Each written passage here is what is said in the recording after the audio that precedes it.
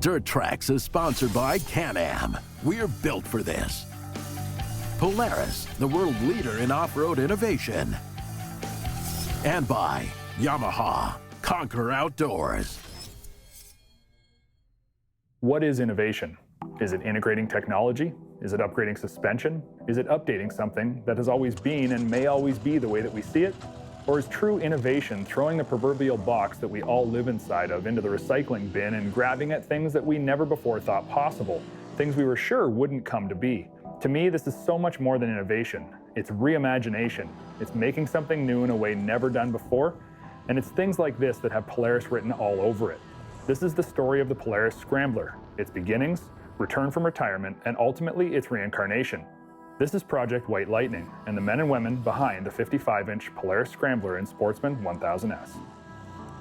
Well, particularly the first Scrambler that came out, the three-wheeler, that was our first run into ATVs. So it was received as such, a snowmobile company coming out with an ATV. As we went on, the Scrambler became known as a four-wheel drive sport quad, 500 four-strokes, 400 two-stroke engines, all the way up into the early 2000s before it went away briefly. The DNA of the Scrambler has been high-end performance and also very capable. Why we end up with a four-wheel drive vehicle, plenty of horsepower, and it's a more capable sport quad.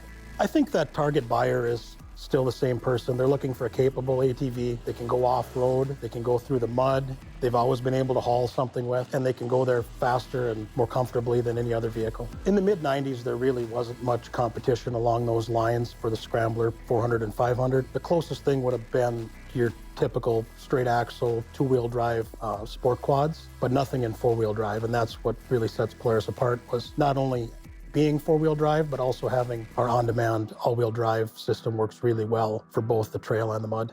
The original Scrambler truly set the stage for sportier four-wheel drive ATVs that wouldn't come to market for quite some time. And truthfully, the solid rear axle design of the Scrambler in the first generation chassis limited its abilities when the ruts got deep and lower performance vehicles with independent rear suspension would be able to go further. However, the run the Scrambler had was no small feat, staying in production from 1995 until 2012, with very little being changed to the overall functionality. The Scrambler had truly bridged the gap from two-stroke days to the now completely switched over four-stroke ATV marketplace. But there was no longer the demand from the market for a solid axle four-wheel drive ATV, when sport utility independently suspended ATVs had become so popular and, more importantly, capable.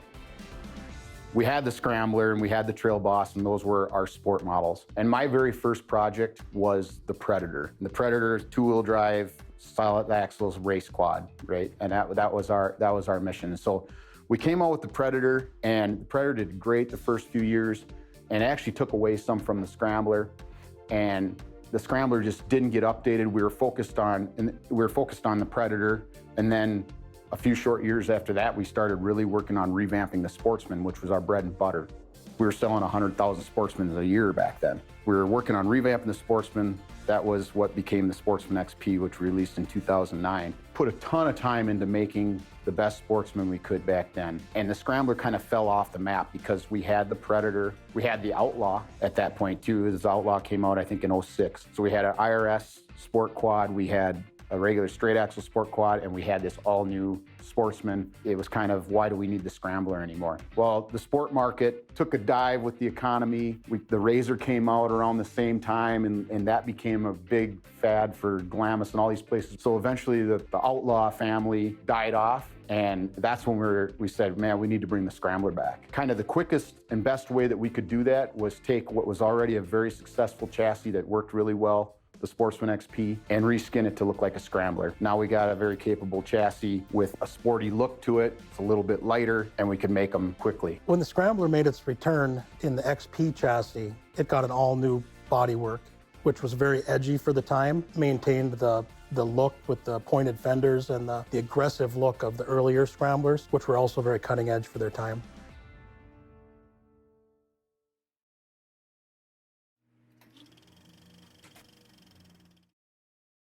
Dirt Trax is sponsored by Princess Auto, a unique world of equipment, tools, and more.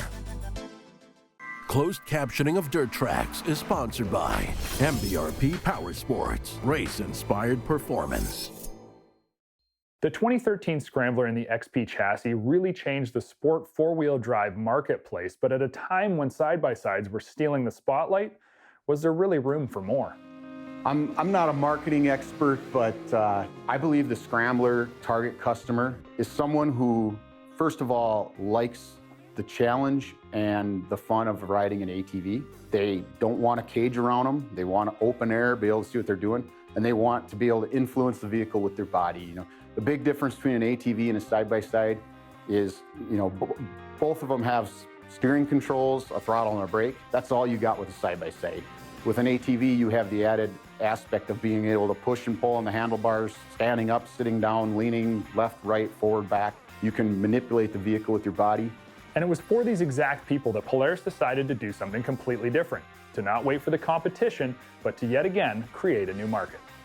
Luckily in my career, I've got to see a lot of new segments be born. You know, even when we revamped the Sportsman, that was a pretty big deal because we put a much bigger engine into it, and we really went after suspension travel and 14-inch wheel. That was a step, right? I was there for the Outlaw IRS, the first IRS Sport Quad. I thought that was an all-new segment, and that was pretty cool to work on. Then obviously the RZR was a huge one for us. I mean, we came out with the RZR, and we thought at one point that was going to be, you know, maybe we'll sell 2,000 a year, and we were really worried about going too wide with it, right? That first RZR was 50 inches, and like, let's do this, and then we just kept making it wider, giving it more suspension travel, making it longer. And it just kept going and going, and it's still going to this day. And it's just really cool to see these new segments develop. I don't know exactly what markets are gonna take off. It seems to be, if you make something that's just badass and gets people places faster than they could ever go before, they buy it. This new platform was a ground-up effort. It came from some guys out in the shop, some engineers and some technicians decided that they wanted to try something different. And so they started out with the basis of the XP chassis and built it into something similar to what you see now. They went out, they drove it, they got executives and leadership on the vehicle and convinced them in that way that this was worth pursuing. New ideas like this are still fairly organic at Polaris. These ideas a lot of times are built by employees on their own time or in their spare time. They really have a passion for the product and they have a passion for their idea and they put it together. They find time to do it. Sometimes it's during work hours and it spills over into the evenings, and sometimes it's in employees' garage at night, and they'll come up with an idea and then present it. Say, you got to get on this thing, you won't believe it. For us on the outside, it's really easy to just say, yeah, great idea, let's take it to market. But when it comes to the core of this idea, it takes a whole lot more to take this from a concept like the White Lightning to an actual consumer product. Yeah, so from the research we've done, you know, although a smaller market, this is person's normally a guy, he's in his 40s, fairly affluent. He could afford a side-by-side. It's not that. You see a lot of the market going to side-by-side now, but this customer, they like the rider active style. Possibly they're coming off a motorcycle, possibly they just want to ride alone. Maybe they've got a spouse that's like, no, I don't want to ride with you. I want to ride together and I'm going to ride my own machine. So they've probably experimented with big bore already. If you look at that market today, we haven't done too much there. Competition hasn't done a lot there, so there's a big glut of customers today that really haven't done anything for 5 or 6 years. So they're ready to move into something new, and we needed to give them a reason to move up. So my role as a product director, you know, to really look at what's out there for product today, talk to the customer, see, you know, really act as a voice of the customer. So just figure out what features would delight them, and then in the background, some things that they probably don't even know to ask for that we're going to come in and try to create a product that, you know, really keeps customer happy at the right price point. If you look at a couple of fundamental things about that machine, you know, the stability, and if you look at the trails today, a lot of these single track trails are wider based on what's going on side by side and how much volume is there. And if you ride a 48-inch machine now, you're constantly like in and out of that trail. So this vehicle lets you kind of stay in that trail. When you go to the more suspension, how do you get that and still keep the stability? Well, we wanted to do that. You got to go a little bit wider. It's kind of just the basic equation. You know, the ground clearance is obviously a huge deal. When we brought those machines out to the desert, if you see a rock in front of you, you totally expect to case the thing in the old days, and now it's like, I made it over that thing. I mean, the 14 inches of clearance on that thing's pretty amazing. So that's kind of where we went there. And if you look at the suspension alone, You know, it's the craziest suspension we've ever put on an ATV. I mean, it's rivaling sled stuff. It's higher tech than a lot of stuff we're putting on side-by-side today. Big dollar stuff, but we chose to go there because we know this customer is looking for something different, something premium. They can really play with, you can essentially do all kinds of playing with those springs to get dial in exactly what you want. And this customer likes to do that. With the concept moving along, it was time to take this vehicle to full production. Make sure you tune in next week where we're going to talk with more of the Polaris Engineering team about what it took to break the 50-inch barrier and the struggles that they encountered along the way. Dirt Trax is sponsored by Shock Strap. Start strapped, stay strapped.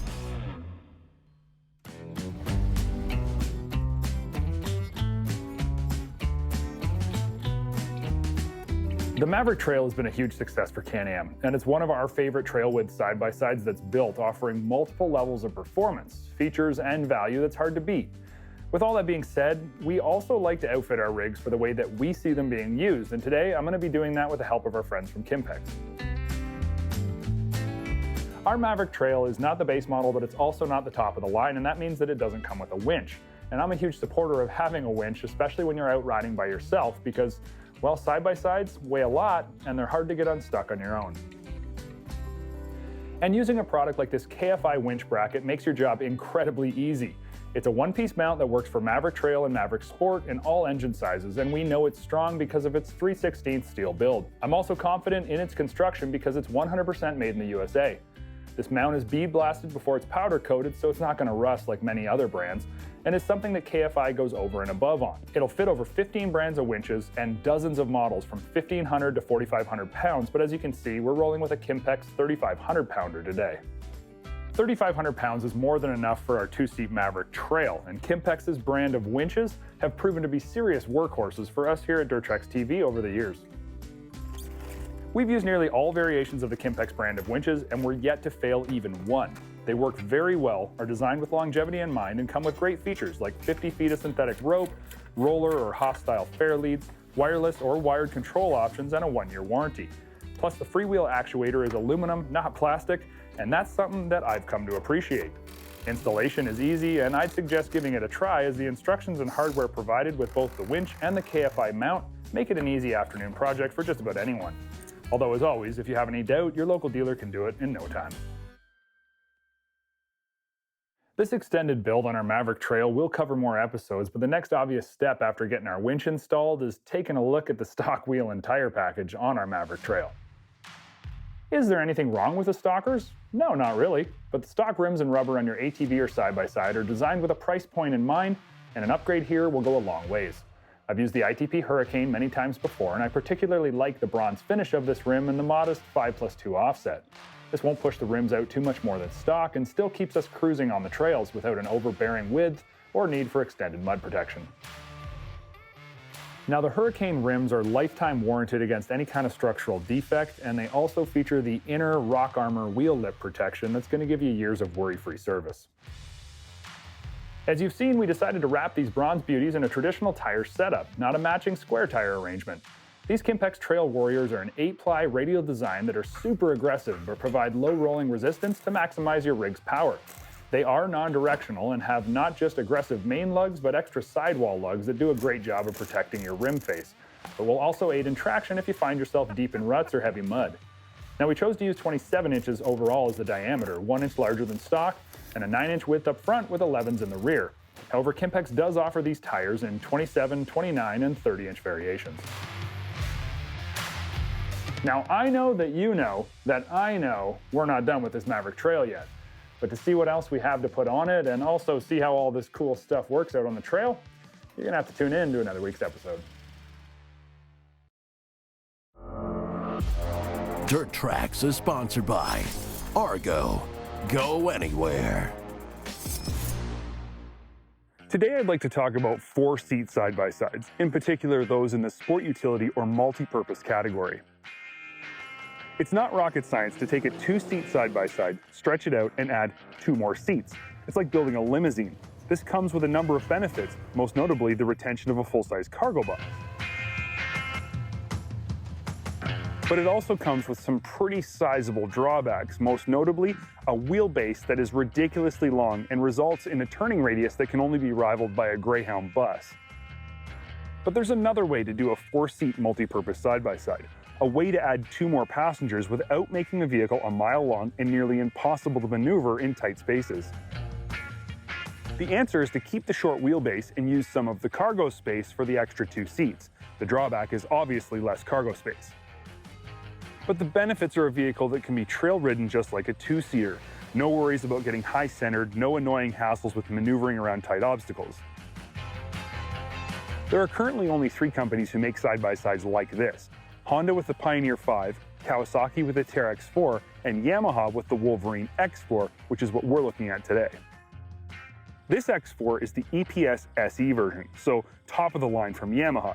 The extras you get over the standard EPS model are the painted plastics and custom graphics, color-matched seats, and blacked-out aluminum wheels. Ours has a bunch of extra accessories that are not included in the SE version. Under the hood is Yamaha's 847cc 8-valve twin-cylinder engine that makes a claimed 69 horsepower. 70 horsepower is nothing to scoff at and is more than competitive against the Trax and Pioneer 700. This also may very well be the smoothest and most vibration-free side-by-side I've ever driven. You can't feel the motor at all. Unfortunately, it doesn't feel like there's 70 horsepower under the hood when you stand on it either. Acceleration is soft at best, and the top speed is limited to just over 50 miles an hour. The engine produces a good surge of power when you first step on it, but from then on, power delivery is pretty unexciting. If you didn't know better, you'd swear this thing had no more than 50 horsepower max. On the other hand, you can't fault Yamaha's Ultramatic CVT transmission one bit. It's one of the best in the business, and it's renowned for its long-term durability. Yamaha's familiar shiftable 4x4 system with locking front diff is present here as well, and it works every bit as good as it does everywhere else that it's used. Before we go any further, I want to say this.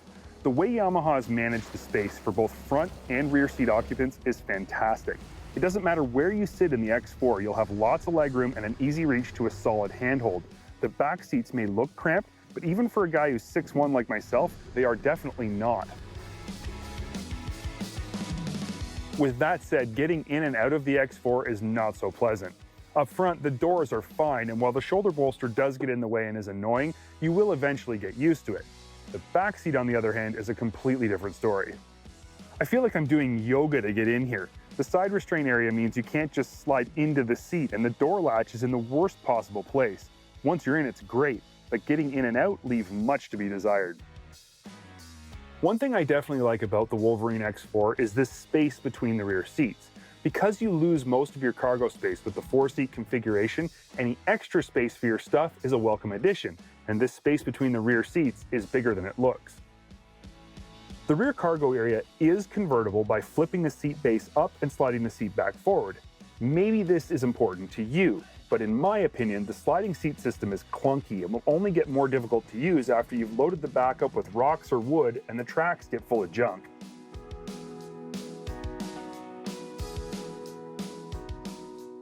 No matter what you plan to load your X4 up with, people or cargo, I think it was a genius move on Yamaha's part to include a set of Nevo-Mat self-leveling rear shocks. We've tested these in the past on other side-by-sides, and they do exactly what they promise to do. They are a smart addition to a 4-seat multi-purpose side-by-side where the weight of the cargo and occupants will change quickly and frequently. 8.7 inches of front and 8.9 inches of rear end travel is basically just enough to get by these days. I will say this though, the front and rear shocks are set up extremely soft, which makes for a very smooth, regular speed trail ride. Which is what this vehicle is for, but I'd avoid any thoughts of pushing it harder on rough trails as the suspension quickly gets overworked as speeds increase. My overall impressions of the Wolverine X4 are a bit of a mixed bag. On one hand, I'm not really impressed with the performance of the motor or the awful ingress and egress of the rear seats. On the other hand, I love the short wheelbase, plentiful interior space, smooth engine, and smooth ride with self-leveling shocks. After some head scratching and deep thinking, I've come to the following conclusion. The Wolverine X4 is exactly what Yamaha says it is. It's super comfortable for 4 people who want to ride at moderate speeds. It is not a high-speed rough trail machine. If this sounds like you and your riding crew, the X4 is a great choice. It's also a Yamaha inside and out, so you know it's going to outlast even the apocalypse.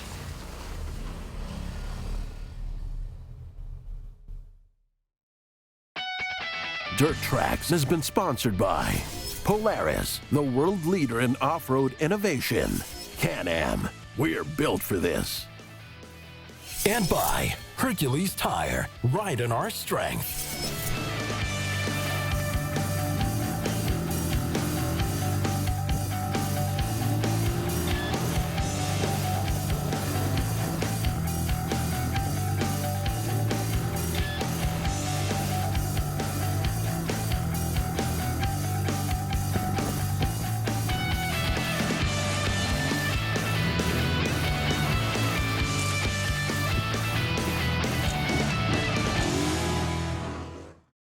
Thanks for watching Dirt Trax TV. If you liked the video that you just saw, please click the like button as well as comment below. You can subscribe to our page and also ring the bell if you want to be notified of future videos on Dirt Trax TV.